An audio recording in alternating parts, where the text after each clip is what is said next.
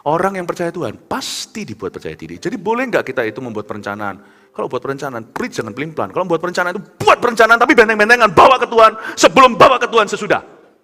Uji lagi. Kenapa? Waktu kita bawa hati kita ke Tuhan, satu hal yang akan muncul di dalam jiwa kita. Tujuan itu jadi jelas. Tahu nggak, orang kalau datang ke Tuhan, karena Tuhan itu terang, maka motivasinya akan dibuka.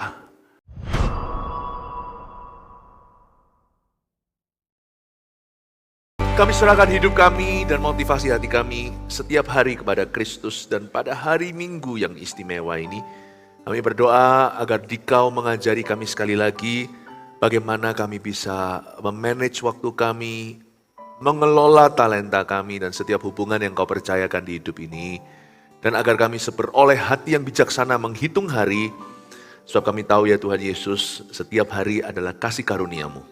Hamba berdoa, Kau berikan hati kami hati yang berhikmat, kasih kami ya Tuhan hikmat Roh Kudus dalam kehidupan kami. Beri kami aplikasi lewat pengajaran ini, dan biarkan kami bisa mempraktekkan setiap firman yang kami dengarkan secara praktis kami akan lakukan ya Tuhan sesuai dengan pengenalan akan Tuhan. Beri hamba-Mu kemampuan untuk bisa menjabarkan, sembunyikan di balik salib-Mu selalu, agar jemaat melihat-Mu dan bertumbuh. Dalam nama Yesus, haleluya, amin, praise the Lord. Berikan tepuk tangan untuk Tuhan Yesus. Bapak Ibu Saudara, ada banyak hal itu dari sisi kita yang penting kita ready atau readiness. Dari sisi Allah akan menunjukkan perkara-perkara yang tidak kita bayangkan. Dunia ini masih gonjang-ganjing, masih banyak rencana yang kita belum ketahui. Tapi Tuhan itu mencari orang-orang yang siap, orang-orang yang ready.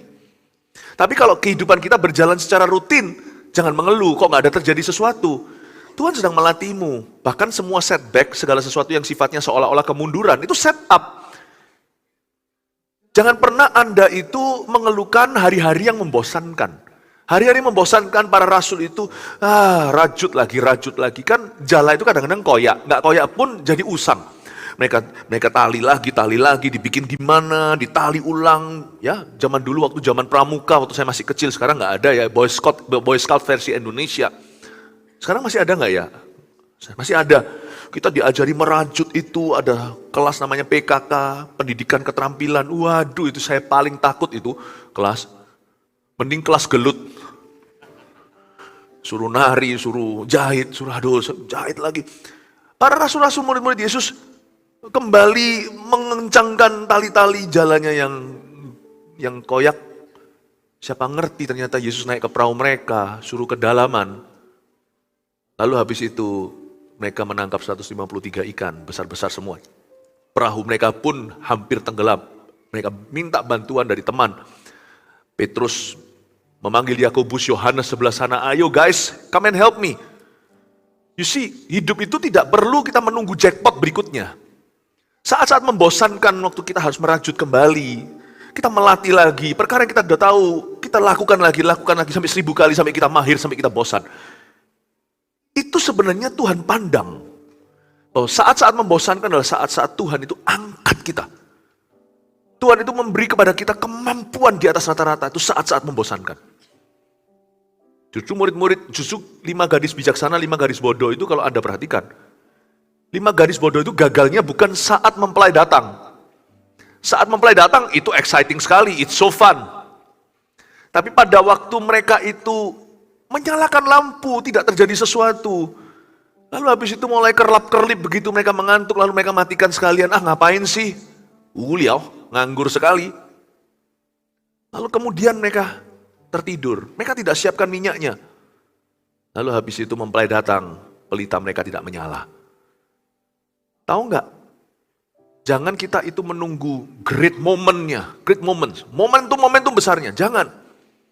Makanya penting sekali gereja itu jangan tunggu KKR. Banyak orang Kristen itu mentalitasnya mentalitas KKR-an. Puji Tuhan gereja kita, GMS Bandung juga. Ada nggak ada KKR? Setia semua melayani dan bertumbuh bersama-sama berbuah di pelataran Allah. CG terus jalan. Hari ini jemaat kita sudah ribuan di sini untuk kemuliaan Tuhan. Haleluya. Tuhan belum berhenti. Masih banyak di depan. Visi gereja ini adalah terus mendirikan gereja-gereja baru sampai ke benua-benua. Karena di mana ada gereja yang hidup dan memberitakan Injil, di mana ada gereja yang punya culture atau kebudayaan kerajaan sorga yang dipraktekkan bersama-sama. kota itu akan susah orang masuk neraka dari sana. Gerbang maut akan susah menguasainya. Di atas seperti orang-orang seperti inilah batu karang yang teguh Tuhan dirikan jemaatnya. Dengan adanya gereja seperti GMS Bandung, GMS bukannya satu-satunya gereja di Bandung. Tapi gereja lain kita hargai dan respect. Gereja lain kita doakan, sungguh loh saya kalau ngomong gini itu kita tidak munafik. Tapi kan kita tidak berhak untuk otak-atik. Setiap gereja kan punya kebijakannya. Persatuan gereja yang sempurna itu nanti di sorga. Setiap kita itu punya panji-panji yang harus kita pertanggungjawabkan di depan Tuhan. So if you are from this church, if you are from that church, pastikan the church is doing God's will. Gereja itu melakukan kehendak Tuhan. Ya. Dan bagian kita adalah jadi gereja yang lokal yang kuat di setiap kota itu. Dan visinya gereja kita adalah mendirikan 1000 gereja lokal yang kuat yang memberitakan Injil. Gereja yang memanifestasikan kasih Allah. Gereja yang memuridkan, kita nggak main-main memuridkan dari yang the youngest yang paling muda, dari anak kecil sampai seniornya kemarin yang main angklung itu, nggak ada satupun yang ditelantarkan. 1000 gereja lokal dan 1 juta murid Kristus. GMS Bandung terus tekun, CG terus, ada nggak ada acara. Pastor Philip datang atau tidak, saya tidak. Terakhir kali saya datang 5 tahun lalu, ternyata Anda juga terus bertumbuh sampai ribuan. Nggak masalah itu. Justru di saat-saat minggu-minggu yang membosankan itu, nggak ada sesuatu yang sifatnya sensasional, disitulah Allah menguji kesetiaanmu dalam perkara-perkara sederhana. Supaya Anda menjadi orang yang luar biasa. Berapa banyak orang-orang yang dahulunya masih pendosa, tapi setelah sekian tahun di dalam gereja ini, sekarang sudah jadi pemimpin. Saya dengar cerita, si ini dulu peminum. Anaknya pun diajak minum.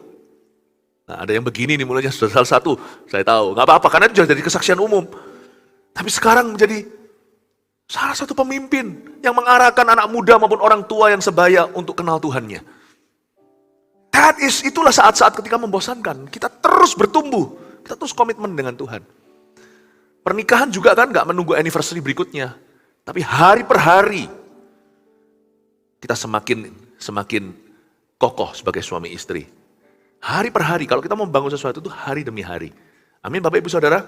Jadi perencanaan yang baik itu seperti apa sih? Kita baca dulu ayatnya, Yakobus 4 ayat 13 sampai 17. Jadi sekarang, hai kamu yang berkata, hari ini atau besok kami berangkat ke kota Anu, dan di sana kami akan tinggal setahun dan berdagang serta mendapat untung, sedang kamu tidak tahu apa yang akan terjadi besok. Apakah arti hidupmu? Hidupmu itu sama seperti uap yang sebentar saja kelihatan lalu lenyap. Sebenarnya kamu harus berkata, jika Tuhan menghendakinya, kami akan hidup dan berbuat ini dan itu. Tapi sekarang kamu memegahkan diri dalam congkakmu dan semua kemegahan yang demikian adalah salah. Jadi jikalau seorang tahu bagaimana ia harus berbuat baik, tetapi ia tidak melakukannya, ia berdosa. Dalam Alkitab Indonesia diberikan judul oleh penterjemah, jangan melupakan Tuhan dalam perencanaan. Pertama-tama bicara tentang orang yang tipe planning. Jangan membuat planning, tapi tidak melibatkan Tuhan. Kita itu perlu dari waktu ke waktu itu, dalam segala sesuatu, selalu mengembalikan ke Tuhan Yesus. Waktu saya kecil, nggak tahu dulu ya, anak masih ingat nggak ya? Seharian ini saya banyak cerita yang seputar nostalgia. Coba di kebaktian ketiga. Siapa yang tahu satu game anak-anak kecil dulu main? Cuman game dulu bukan online, jadi bukan pakai gadget. Zaman dulu yang keringatan tuh seluruh badan kita, bukan hanya jari jemari. Dulu ada yang namanya permainan anak benteng-bentengan. Siapa pernah main itu angkat tangan? Kita mesti main itu lagi. Anak-anak muda sekarang nggak tahu soalnya. Wah, mereka tuh nggak keringatan. Benteng-bentengan. Jadi kita punya benteng sebelah situ, dia punya benteng di sebelah sana. Lari siapa yang pegang benteng terakhir, dia lebih berkuasa. Jadi kalau siapa ditepuk sama dia, jadi tawanan. Ingat ya? Dan kalau kita lari kenceng, kalau di sana teman keduanya udah lari mau tepuk kita memang menang terhadap orang yang satunya yang tadi kalah kalah benteng sama kita. Tapi orang itu baru fresh pegang bentengnya. Dia bisa jadi tawanan, kita ditepuk, kita jadi tawanannya. Impas dong satu-satu, nggak menang. Ya anak muda sekarang, mainan macam apa itu? Oh, mainan yang seperti itu membuat orang-orang zaman dulu hidupnya lebih panjang. Ya. Nah, itu benteng-bentengan. Apapun yang kau bawa ke Tuhan, fresh, dalam segala perencanaan atau aktivitasmu, kalau Tuhan tidak lama lalu kau pegang, itu jauh lebih berkuasa nanti hasilnya. Makanya saya punya benteng itu tiap pagi saya saat teduh pribadi. Lalu saya juga punya benteng setiap minggu itu saya ke gereja. Di gereja itu saya dapat sesuatu yang tidak saya planningkan. It doesn't come from me. Waktu saya datang ke gereja kan sudah disetkan pembicaranya. Ibadah ke arah mana kan tidak ada urusan dengan saya. Jadi betul-betul itu murni Tuhan mau berbicara sesuatu yang tidak kurencanakan dulu. Kalau saat teduh kan saya masukkan saya yang menggiringnya. Meskipun Roh Kudus yang ada di ruangan saya. Jadi saya belajar untuk lepaskan setir lebih besar itu di gereja. Tapi saya juga punya benteng yang lebih luas lagi, yaitu misalnya kalau tahunan, akhir tahun itu saya dan keluarga kebiasaan untuk kita doa sama-sama, naik kemana, pergi ke ke tempat khusus untuk berdoa ke situ. Bukan tempat itu keramat, tapi kita memang pergi ke yang agak jauh, satu lemparan batu lah zaman Getsemani. Agar supaya kita bisa konsentrasi. Jadi harus ada seperti itu. Dalam membuat perencanaan, libatkan Tuhan. Benteng-bentengan. Kita harus se-fresh mungkin pegang Tuhan lagi, pegang Tuhan lagi. Ya, tapi ya nggak bisa pegang terus. Kalau orang main benteng-bentengan mau main aman, ya pegang di bentengnya terus, ya dia nggak akan pernah menang. Dia harus keluar dari zona nyamannya. Ada tipe orang yang nggak pernah rencana. Kenapa? Karena dia serahkan 100% ke Tuhan. Loh iya, 100% hati iya. Tapi perencanaan itu juga bagianmu, hai manusia. Ada orang sih nggak mau kerja, maunya diberkati Allah. Tiap hari doa di kamarnya. Paulus langsung sindir orang itu. Di kitab Tesalonika surat itu bunyinya, kalau kamu nggak bekerja, nggak usah makan. Judulnya yang dikasih oleh Alkitab Indonesia, bekerja dan berdoa. Lu nggak kerja, nggak usah makan. Tuhan nggak akan kirim gagak ke Elia, karena Elia nggak punya pilihan. Itu waktu lagi kekeringan satu bangsa dan dia jadi buronnya Raja Ahab. Kamu loh, nggak ada yang halangi kamu kerja. Cari dong pekerjaan. Di luar sana ada. Cari yang ideal nggak ada, tapi cari yang mau menerimamu. Asal kamu bisa produktif hari-harimu. Nggak usah makan kalau nggak kerja. Ada orang tidak mau buat rencana, karena dia 100% katanya serahkan ke Tuhan. Itu menurut saya alasan, itu kemalasan. Ya, jangan lupakan Tuhan dalam perencanaan ini bukan berarti Yakobus anti perencanaan. Tapi Yakobus ingatkan, kalau kau membuat perencanaan, benteng-bentengan, libatkan Tuhan. Always remember to do planning prayerfully. Apapun yang kau rencanakan harus prayerful. Harus penuh dengan doa, dalam spirit doa. Kalau perlu puasa, kalau keputusan itu begitu pentingnya di hidupmu, keputusan itu bisa mempengaruhi seumur hidupmu, dan doa dulu, kalau perlu puasa sekalian. Puasa itu tidak sama dengan puasanya orang-orang dari agama lain. Konsepnya Kristen itu beda, filsafatnya, filosofinya lain. Puasa kita bukan supaya kita itu terima pengampunan dosa karena kita sudah diampuni. Tapi puasa kita itu untuk konsentrasi, untuk kita itu tidak mikirkan hal-hal lain. Dan kita menginginkan kehendak Tuhan melebihi makanan. Jadi kita tunjukkan Tuhan, aku serius tentang ini. I'm very serious about this matter. Show me the way. Puasa kita. Sekarang kita baca sekarang ayat 13 ya, saya tunjukkan bagaimana membuat perencanaan. Jadi sekarang, hai kamu yang berkata, hari ini atau besok kami berangkat ke kota Anu dan di sana kami akan tinggal setahun dan berdagang serta mendapat untung. Zaman dulu waktu saya baca Alkitab Indonesia, saya dulu bahasa Indonesianya kurang bagus. Ya, sempat dulu bahasa Inggris lebih dominan. Jadi waktu saya baca ini setelah bertobat di Vancouver, Kanada, saya baca kota Anu, saya selidiki, kota Anu itu di mana? Ya, nggak ada di seluruh dunia namanya kota Anu. Ternyata ini maksudnya to this city or that city. Ya. Jadi ini seperti orang yang berkata, hari ini aku mau ke sini, ke sana. Wih, orang ini sangat-sangat menurut saya decisive. Orang itu yang sebenarnya suka. Orang seperti ini bisa memimpin kita. Ini orang yang sangat-sangat tegas, tidak pelin-pelan. Dia kalau bilang A ya A, kalau bilang B ya B. Itu kan bagus kan? Di mana salahnya? Motivasi hatinya. Karena orang ini tidak takut akan Allah. Orang ini bahkan tidak percaya sama Tuhan. Orang ini nasib itu menurut dia hanyalah di tangannya. Seperti ini juga agak menurut saya, sekalipun satu sisi orang yang tegas dan jelas itu tidak pelin-pelan segala keputusan. Orang begini itu bagus menurut saya. Mendingan orang kayak gini daripada yang pelin-pelan, saya tahu. Tetapi apapun di luar Tuhan akan berakhir nil. Jadi sekarang hai kamu yang berkata hari ini atau besok kami berangkat ke kota Anu dan di sana kami akan tinggal setahun dan berdagang serta mendapat untung. Ayat 14 sangat jujur. Yakobus mengoreksi orang yang tegas sekalipun. Yakobus mengingatkan, tetap kamu harus takut akan Tuhan karena hidupmu sebenarnya tidak di tanganmu, apalagi masa depan. Sedang kamu tidak tahu apa yang akan terjadi besok. Apakah arti hidupmu? Hidupmu itu sama seperti uap yang sebentar saja kelihatan lalu lenyap. Percaya diri boleh nggak? Boleh kalau dibangun di atas dasar percaya Tuhan dulu.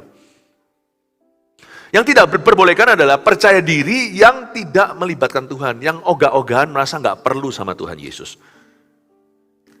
Kalau saya suruh pilih di luar Tuhan nih, saya mau jadi orang percaya diri atau orang yang tidak percaya diri, saya mau jadi orang yang percaya diri. Jadi saya melihat di luar Tuhan, orang kalau persiapan lebih baik dari orang yang nggak persiapan.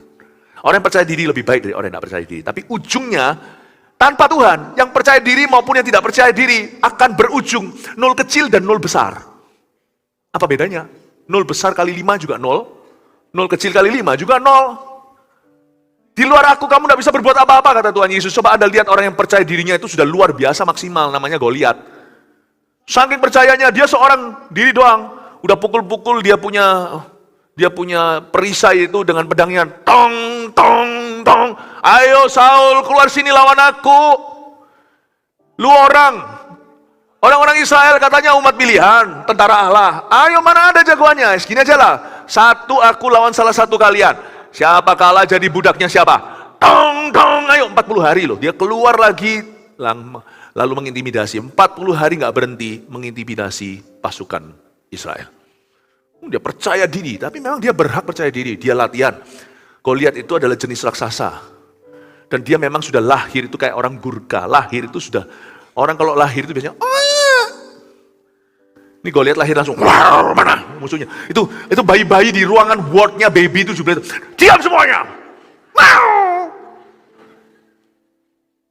Itu bayi-bayi berapa langsung jantungan.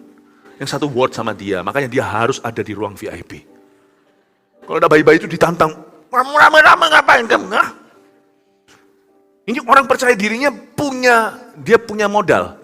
Karena memang dia bukan hanya lahir gagah, berperawakan besar, tapi dia memang latihan. Ini Kopassusnya orang-orang Filistin, pasukan elitnya. Lihat sih, dia lawan satu orang percaya diri lagi. Ini orang apa nggak percaya diri? Dia berkata, siapa itu yang nggak bersunat, yang hina-hina kita? Kalau nggak percaya lagi gimana? Cuman dia bocil lagi. Para ahli teologi mengira dia kurang lebih usianya 16, masih kemerah-merahan, masih ada baby face-nya. Cuman bawa ketapel gitu aja datang, ambil 5 batu, dia jaga-jaga kalau satu meleset kali, dia ambil 5 dulu. Sama-sama datang masuk ke gelanggang, sama-sama percaya dirinya. Cuman yang satu percaya diri, 0 besar. Gak ada Tuhan di dalamnya. God, why do I need God? Look at my bicep. Why do I need God? Buat apa aku butuh Tuhan? Aku kaya, koneksiku semuanya, bintang-bintang. Orang penting semuanya. Buat apa aku butuh Tuhan? Orang Kristen pun minta bantu sama aku. Bro, lu percaya diri boleh lah, jangan keterlaluan. Karena di atas masih ada atap namanya sorga. Masih bisa mati kan? Masih daging dan darah lah, gak peduli sana siapa. Nafasmu tuh sama dengan hewan. Kucing juga nafasnya satu, kamu juga satu. Mati sama dengan binatang. Jangan gaya lah. Buat apa saya butuh Tuhan Yesus? Pendeta aja datang sama saya kok minta tolong. Ya, pendeta yang minta tolong sama kamu itulah yang salah. Tapi yang satunya, percaya diri juga. Mana itu kau lihat? Siapa itu yang hendak-hendak? Siapa yang hendak-hendak? Tentara Allah. Ya enggak gitu lah, umur 16 masih suaranya gitu. Ngawur lah itu. Itu Mickey Mouse ya. Lalu masuk, mana? Sama-sama, cuman percaya dirinya Daud. Tidak berhenti di dia dan tidak bermula dari dia. Percaya dirinya dibangun di atas dasar percaya pada Tuhan. Dia berkata begini, coba lihat kata-katanya, kalimatnya. Kamu datang kepadaku, membawa pedang dan tombak. Tapi aku datang melawanmu, pakai nama Tuhan. Loh, setahu saya pakai batu licin kok. Tapi dia berkata bukan itu hanya alat dan kendaraan. Pakai nama Tuhan. Kau lihat, lu kira gua apa? Datang pakai ketapel gitu. Lu kira gua anjing ya? Coba baca. Kamu kira aku anjing geladak? Kamu hadapi aku dengan itu? Gaya dia, lebih tersinggung, lebih ke arah dirinya. Daud berkata, kenapa kau hina tentara Allah? Hari ini kau hina-hina Allah Israel. Kamu datang dengan tombak, aku datang dengan namanya. Libatkan Tuhan, percaya diri boleh. Belajar dari si kecil, percaya dirinya itu di atas dasar percaya Tuhan. Bermula dari sana, berakhir di sana. Paham Bapak Ibu Saudara? Percaya diri boleh nggak? Menurut saya, mendingan percaya diri daripada pelin-pelan. Tapi kalau saya boleh pilih, saya bisa sarankan, lebih baik percaya Tuhan daripada percaya diri atau tidak percaya diri. Sebab orang yang percaya Tuhan, Tuhan pasti bangun kepercayaan dirinya. Nggak ada, orang ini percaya Tuhan loh, dulu dia orangnya riang, sekarang gimana? Sekarang nggak berani lihat mata. Kenapa Tuhan Yesus ajari dia untuk jadi malu-malu? Mana ada, Anda masuk ke CG, cepat lambat akan berdoa sebelum makan. Bentar lagi mimpin. Ini orang dulu ya masuknya itu, wah dia itu percaya diri, orangnya confident banget. Sekarang gimana? Sekarang jadi introvert sekali, takut di dalam tempat yang terang, maunya digelap terus. Saya rasa bukan Roh Kudus itu roh jahat itu. Orang yang percaya Tuhan pasti dibuat percaya diri. Jadi boleh nggak kita itu membuat perencanaan? Kalau buat perencanaan, please jangan pelin-pelan. Kalau buat perencanaan itu buat perencanaan tapi benteng-bentengan, bawa ke Tuhan sebelum bawa ke Tuhan sesudah. Uji lagi. Kenapa? Waktu kita bawa hati kita ke Tuhan, satu hal yang akan muncul di dalam jiwa kita. Tujuan itu jadi jelas. Tahu nggak orang kalau datang ke Tuhan, karena Tuhan itu terang, maka motivasinya akan dibuka. Kenapa saya suka masuk ke hadirat Allah sekalipun saya tidak tentu mendapatkan semua jawaban yang saya perlukan? Langsung paling tidak kan, kepingin kita kan apple to apple. Saya kepinginnya ya atau enggak, langsung Tuhan jawab enggak atau ya. Saya kepinginnya langsung tahu kiri atau kanan, tapi kadang-kadang masuk hadirat Tuhan, bukan kanan atau kiri yang diberitahukan, malah justru hati saya yang diobok-obok sama Roh Kudus. Ketika hati saya jadi jelas, motivasinya dibuka semua, yang salah jadi salah, yang benar jadi benar, titik sedikit pun dengan MRI ilahi akan kelihatan. Bukankah waktu kita CT scan MRI baru kelihatan itu kok ada bercak-bercak di paru-parunya, ternyata pneumonia atau TBC atau apa, atau bahkan kanker. Akan ketahuan, karena Tuhan itu terang. Dan waktu saya masuk ke sana, hadirat Tuhan kadang-kadang ekspektasinya adalah dapat jawaban yang vulgar, jawaban yang gamblang, tapi ternyata enggak. Malah justru waktu saya masuk disuruh ngampuni. Masuk saya disuruh bersyukur. Gimana tuh Tuhan ini, kenapa enggak praktis? Tapi ketika saya keluar, keputusan tadi yang membingungkan jadi jelas bagi saya. Saya jadi bisa mengelus-elus dada dan berkata, untung tadi saya tidak ke kanan. Ternyata motivasi saya salah. Hal-hal yang tadinya saya sangat-sangat ambisius, saya baru disadarkan, itu semua keluar dari keserakahan. Jadi saya akhirnya diluputkan dari yang investasi bodong-bodong begitu. Ketika hati berkata, di mana hatimu berada, hatamu berada, di situ hatimu berada, saya nggak mau lah terlibat dengan sesuatu yang nggak kelihatan hulu hilirnya, yang cuma ditawarkan keuntungan berkali-kali ganda, entah dari mana. Bisa pintar sendiri. Memang tidak langsung Tuhan putuskan, hei boleh, hei nggak boleh, hei kamu sekolah sana, kamu sekolah di dalam negeri, di luar negeri, hei kamu, itulah pasangan, itu jodohmu. Demikian firman Tuhan, itulah jodohmu. Nggak tentu. Tapi tiba-tiba aja hati kita itu berani memilih. Dan damai sejahtera pula. Ketika hati kita masuk ke hadirat Allah, tujuan kita jadi jelas. Segala sesuatu yang kita hendak lakukan dan putuskan itu, kita bisa lihat ujung tombaknya. Ketika kita masuk hadiratnya, tiba-tiba jiwa kita sendiri menuduh dan bertanya, what is the end of this though? Akhir daripada segala sesuatu yang kamu melakukan ini ujungnya apa? Tiba-tiba kita sadar, aku rindu. Aku sungguh-sungguh rindu untuk dipakai menjadi pendiri gereja. Meskipun aku bukan pendeta. Mungkin Anda sedang lagi doa, anak muda, atau anak Anda berdoa, mau tekuni jurusan apa. Tapi ketika hatimu masuk hadirat Allah, tiba-tiba Tuhan kasih beban untuk jiwa-jiwa. Padahal Anda tahu jelas, dan yang hal ini tidak perlu diragukan, Anda memang tidak dipanggil jadi seorang pendeta. Meskipun tetap hamba Tuhan segenap hati. Tapi waktu Anda masuk ke hadirat Allah, hati itu membara. Aku tuh tanya jurusan apa, kok justru Tuhan bicara tentang jiwa-jiwa. Lalu suatu hari Anda pergi, Anda melihat gedung gereja kita, GMS Bandung mungkin. Nanti suatu hari kita juga mungkin dikarunia Tuhan tempat yang baru. Lalu masuk di sana, Anda terinspirasi, kok bagus ya. Siapa arsiteknya? Lalu tiba-tiba Anda tahu, arsiteknya adalah seorang om dari Surabaya. yang gambar-gambarkan, atau mungkin tim pembangunan gereja kita yang diisi insinyur-insinyur, volunteer semua, sukarelawan, TPG namanya, tim pengembangan gereja dari GMS Bandung. Anda tahu om itu, dia nggak menonjol, datang ke gereja, dia nggak dipaksa untuk naik ke atas berkhotbah karena bukan itu panggilannya. Lalu dia di mana lihat, aku tahu kok om itu seorang coach atau seorang supervisor di antara beberapa CG. Dia itu baik sekali orangnya, termasuk usher. Oh, jadi dia ini yang merancangkan semua. Dibayar berapa? Volunteer dia untuk pekerjaan Tuhan. Itu persepuluhan skillnya. Dia bisa berikan untuk Tuhan karena dia tahu bahwa kasih karunia dia bisa menjadi insinyur. Dia punya cerita kesaksian sendiri, lalu Anda mulai cari ceritanya. Ketemulah ceritanya. Atau Anda klik sosial medianya, dia ada cerita kesaksian, atau mungkin diangkat sama bisnis connection, ministry kita, Biskonnya. Lalu Anda berkata, Anda enggak minta sama Tuhan tuh langsung jelas Tuhan beritahu, ambil hospitality, ambil manajemen. Enggak ada. Tapi Anda tiba-tiba dituntun sama Roh Kudus pada sebuah teladan. Anda lihat dan berkata, aku bisa melayani seperti om ini. Lalu Anda ngomong sama orang tua, saya mau jadi seorang arsitek. Kenapa? Aku mau membangun rumah Tuhan. Hati Anda begitu. Setelah Anda lulus, ternyata bukan rumah Tuhan aja yang Anda bangun. Setelah jadi 1-2 bait suci, Allah juga membangun istanamu, hai Salomo. Salomo kan membangun bait Allah dulu. Tapi setelah itu istananya pun dibagusi sama Tuhan. Tiba-tiba Anda menjadi developer. Di Bandung sini, Anda dapat hikmat Allah. Anda mulai membeli 1-2 tanah. Dan Anda mulai bangun kecil-kecilan. 30 years later, Anda menjadi developer yang terutama di sini. Anda akan kembali lagi pada hari itu, Anda masuk hadirat Allah. Tuhan tidak memberimu clue. Tapi Tuhan menunjukkan tujuanmu.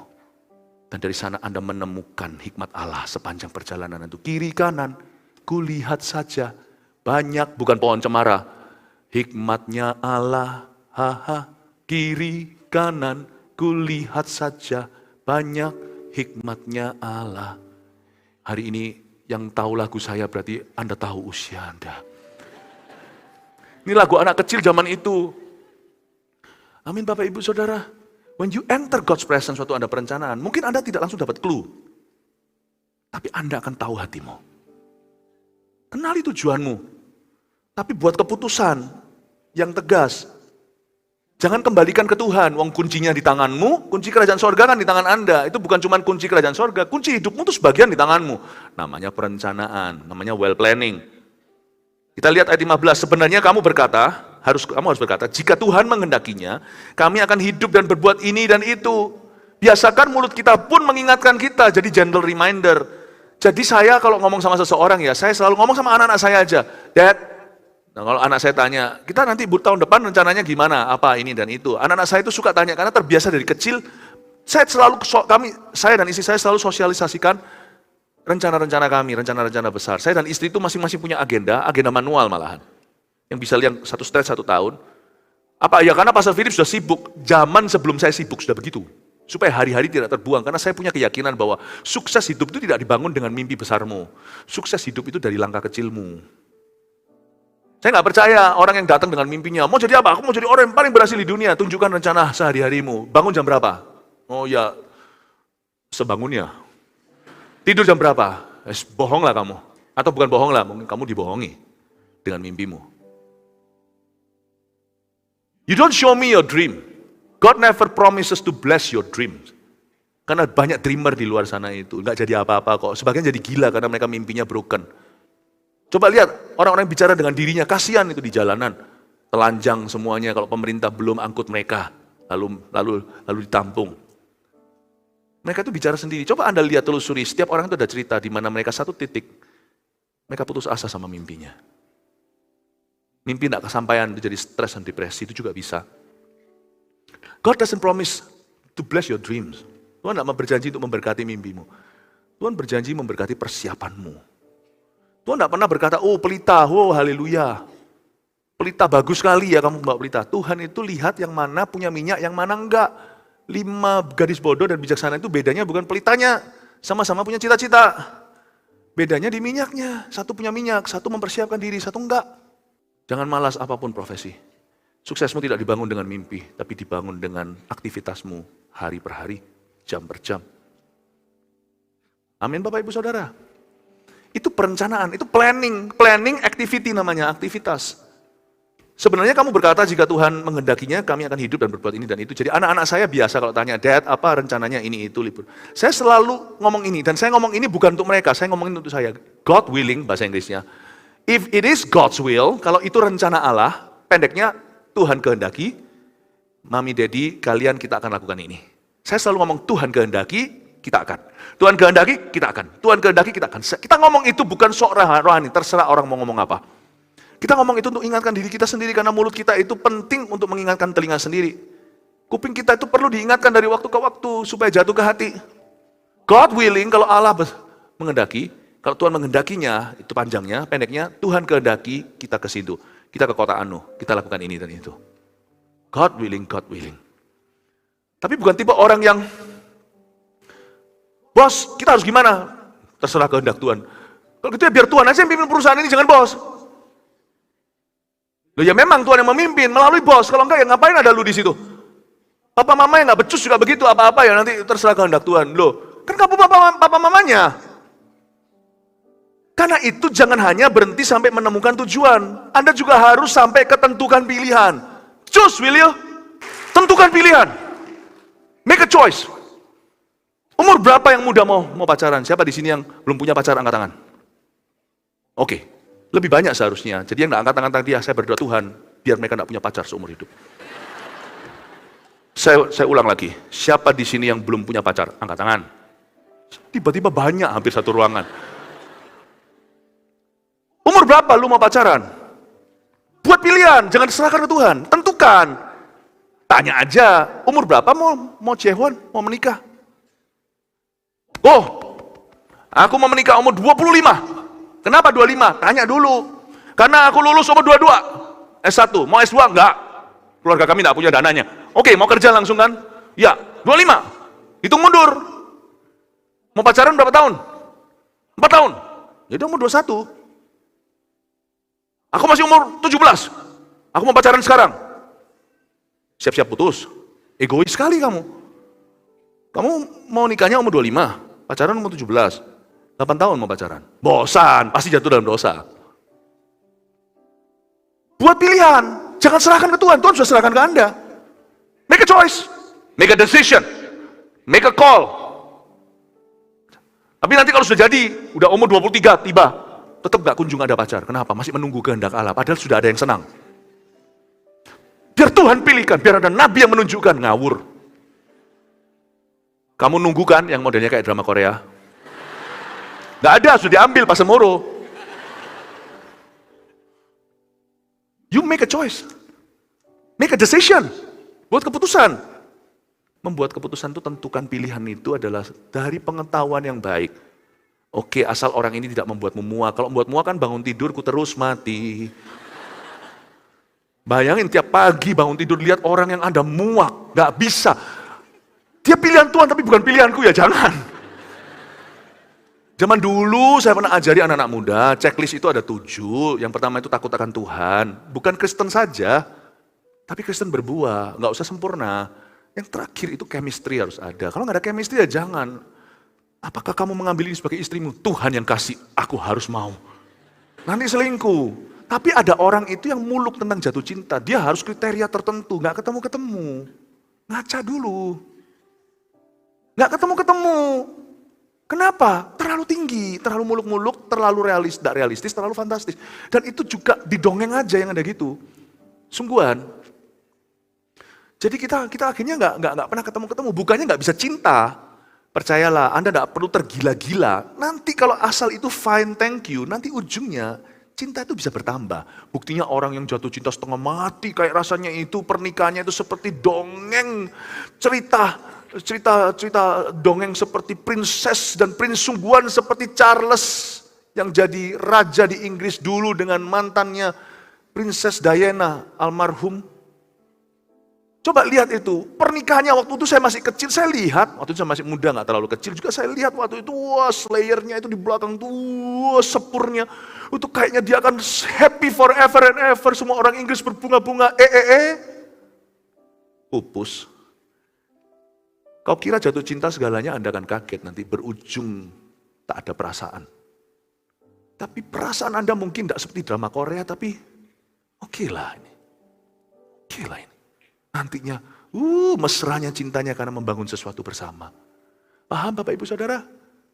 Anak-anak muda terutama, nggak usah cari ke ujung dunia. Jodohmu mungkin ada di sebelah kanan kirimu itu. Jangan ngecuan ya. Lihat itu, Pastor Philip sudah bernubuat, kaum itu. Ngawur. Tentukan pilihan. Jangan yang, ya terakhir dengan ini saya selesai. Siapa diberkati? Haleluya, kasih tepuk tangan untuk Roh Kudus. Ayat 16, tapi sekarang kamu memegahkan diri dalam congkakmu dan semua kemegahan yang demikian adalah salah. Jadi jika seorang tahu, garis bawah itu, tahu bagaimana ia harus berbuat baik. Jadi bolehkah kita ngambil keputusan atau membuat perencanaan dari pengetahuan? Boleh. Nggak harus dapat wangsit khusus, nggak perlu dapat suatu tanda dari Tuhan. Kalau kamu tahu bagaimana harus berbuat baik, jadi ketahuilah apa yang baik. What is good for you? Jangan berhalakan selalu what is right. Mr. Right itu nggak ada. Soalnya Mr. Right bagi Anda, mungkin Anda bukan Miss Right buat dia. Aku cari yang Miss Right bagi aku.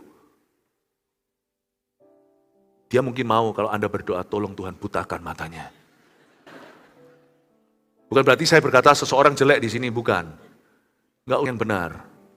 Tapi kalau Anda tahu dia adalah orang benar, bukan orang yang benar, orang Kristus, orang Kristen, dan dia orang baik, punya hidup yang baik, punya tanggung jawab yang baik, punya masa depan dan cita-cita yang baik. Keluarganya baik. Anda mesti consider. Tentukan pilihanmu sebelum Anda sampai umur 40 berkata, aku masih menunggu. Lain cerita dengan ada di sini orang-orang yang sampai umur 40 menunggu bukan karena pilihannya dia, karena dia tidak punya pilihan, belum ada yang mau. Tapi ada orang itu yang banyak yang mau, tapi dia nggak mau sampai umur 40. Paham maksud saya? Dia nunggu Mr. Right. Ada sih Mr. Right. Nanti Tuhan Yesus suatu hari itu Anda ketemu. Yaitu tunggu mati, tetap bujangan, menikahnya dalam pernikahan anak domba Allah. For now in this world, there is no Mr. Right. You just make it right. And continue to live right di hadapan Tuhan. Amin Bapak Ibu Saudara. Jadi jika seorang tahu bagaimana ia harus berbuat baik, tapi ia tidak melakukannya, ia berdosa. Oke, 3 poin ini saya berikan sebagai rangkuman. Bagaimana membuat perencanaan nomor 1. Oh kok dimunculin 3? 1 dulu dong. Ini kan contekannya muncul semua. Iya, thank you. Temukan dulu tujuan di balik setiap perencanaan. Tuliskan itu. Temukan dulu tujuan. Jadi kenapa masuk hadirat Tuhan itu jangan ngotot, beritahu. Tapi beberkan hatimu. Makanya penting sekali sedia payung sebelum hujan. Jangan mentang-mentang kita harus memutuskan. Dan jangan cari Tuhan kalau sudah kepepet keputusan. Cari Tuhan itu sejak muda. Sejak kecil, masa kecil. 5 tahun, 4 tahun sebelumnya itu dia sudah latihan terus sampai dia tidur pun. Teman saya ada satu pemain soccer itu pun cuma juara kecamatan. Dia tidur begini, tiba-tiba ceduk di tembok, bengkalah. Saya bilang, kenapa? Aku mimpi bal-balan katanya. Tapi kepalanya diceduk ke temboknya. Kenapa? Dia latihan begitu kerasnya, sampai malam pun dibawa-bawa. Pertandingan masih lama padahal. Jangan begitu. Jangan tunggu sesuatu exciting baru Anda persiapan. Bangun kerohanianmu, bangun hidupmu, bangun imanmu. Aku masih bujangan kok, bangun nanti. Untungnya saya waktu bujangan, saya bangun. Saya dulu waktu sebelum kenal Tuhan, kemarin baru di AUG Camp, bukan kenal Tuhan, belum menikah maksudnya. Saya belum pacaran dan belum menikah itu, saya berdoa, tidak usah ditiru ya, saya ngomong gini bukan gaya ya. Dan ini pun tantangannya besar ya, tidak mudah. Saya mulai dengan doa 1 jam sehari, jadi 3 jam waktu saya bujangan. Saya terakhir sebelum saya pacaran dan sebelum saya menikah, itu saya pernah berdoa 1 hari itu sampai 7 jam. Reguler 7 jam. Dan saya cicil sekian jam, pernah sekaligus waktu liburan itu langsung 7 jam. Saya sekarang kalau sudah menikah bisa doa 7 jam? Nggak bisa. Dengan aktivitas saya seperti ini nggak mungkin. Tapi untung dulu saya sudah cari Tuhan di masa-masa pengangguran. Waktu saya masih sekolah. Sehingga sekarang rohani saya cukup untuk mengangkat bukan cuma keluarga saya tapi jemaat. Ya? 2. Tentukan pilihan yang berdasarkan pengetahuan yang baik. Anda tahu dari firman, buat pilihan. Ada orang tanya, mau kerja apa? Nggak tahu, aku nggak ada kerjaan yang, aku masih nunggu tanda dari Tuhan. Bukan tanda dari Tuhan, kamu sudah melamar kerja belum? Belum. Jangan suruh Tuhan yang melamarkan. Kamu lamar kerjanya. Tapi nggak ada yang cocok ya, gimana Pastor Philip, nggak ada yang sesuai. Nah ketahuan kan, bukan karena Tuhan kan karena keluhan kan. Nah, kamu maunya apa? Aku maunya yang begini. Dia mulai jelaskan kriterianya. Aku maunya yang pekerjaan yang ideal. Sesuai dengan sekolahku. Baguslah, sekarang itu banyak orang lulusan sekolah, saya itu belum lama lalu baru dari negeri Pandah, tahun lalu sih. Itu di sana itu banyak S2 ya. Ya. Saya S4, SD, SMP, SMA, S1. Ini S2, betul-betul master's degree, itu antar-antarkan makanan ke rumah-rumah. S2 di negeri orang. Saya bilang, kamu tidak punya pilihan menurut saya, kadang-kadang pekerjaan yang memilihmu ya. Zaman edan sekarang ini. Kamu jangan idealisme, belajar humble dulu. Karena kamu sudah di usia produktif. Kecuali kalau kamu disuruh pekerjaannya yang ilegal. Ya jangan, tidak menghalalkan Tuhan tidak datang dengan cara demikian. Tapi kalau ada pekerjaan yang baik, kamu harus pertimbangkan. Aku maunya pekerjaan yang sesuai dengan sekolahku. Ya kalau bisa, why not sih? Supaya nggak sia-sia sekolah, saya setuju. Yang bayarannya tinggi. Oke, saya mulai terbelalak ini. Oke, bayarannya tinggi, baik-baik. Saya mau bayarannya sekian, paling tidak. Punya pengalaman kerja? Belum. Oke, saya mau yang banyak anak-anak Kristennya, orang Kristen. Oke, ya baguslah. Orang Kristen harus selalu jadi pilihan pertama ya. Saya moga Anda temukan. Lalu, saya mau yang punya dikasih fasilitas ini dan itu. Saya mau yang kondusif situasi kerjanya. Situasi kerjanya harus yang kondusif. Harus yang nyaman. Begini, nggak jauh dari rumah. Pastor Philip harus ingat, nggak jauh dari rumah. Oke, nggak jauh dari rumah. Dan saya boleh pelayanan. Ya, saya juga senang sebagai pendetamu. Pembalamu, kamu bisa pelayanan. Saya bisa diberikan waktu untuk pelayanan, jadi nggak ngelembur melulu. Oke, baik. Lalu saya juga mau yang, selain itu, apa lagi ya? Pokoknya banyak lah, ada 10 gitu lah. Ya, ini, saya bilang, terakhir saya akhirnya membuat kesimpulan, baiklah. Kerjanya ada. Di mana? Mau saya? Di sorga.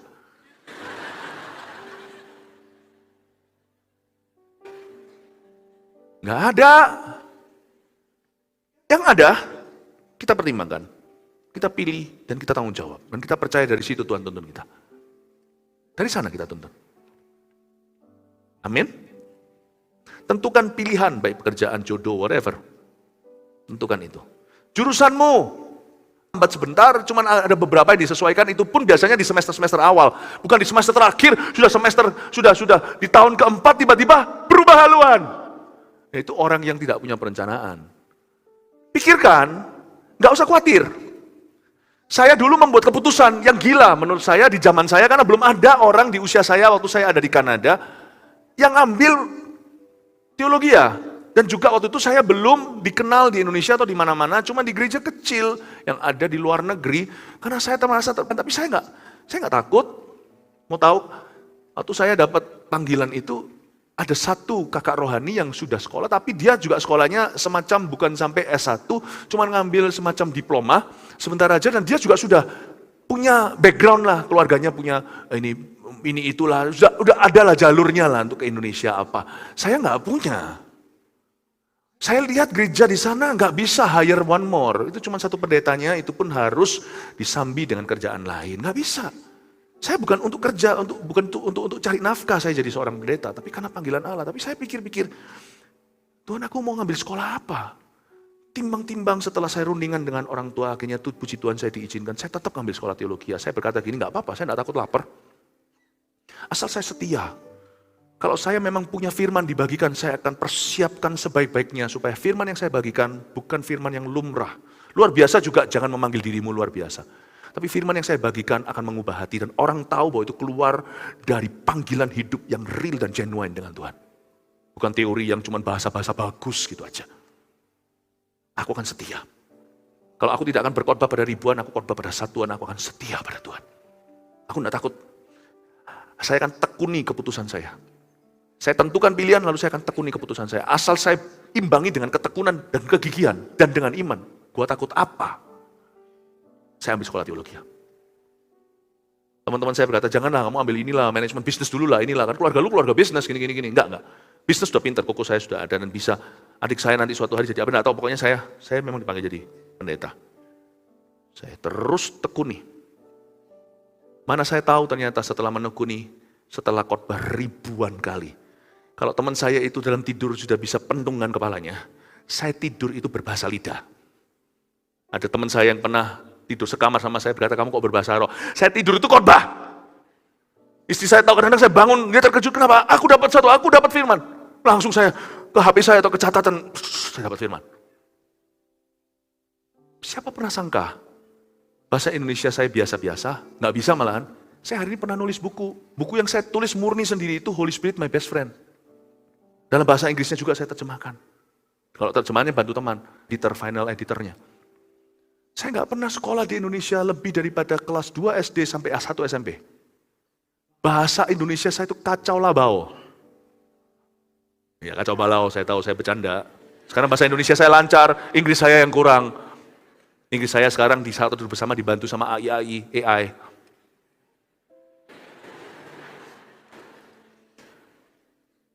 Saya tulis buku.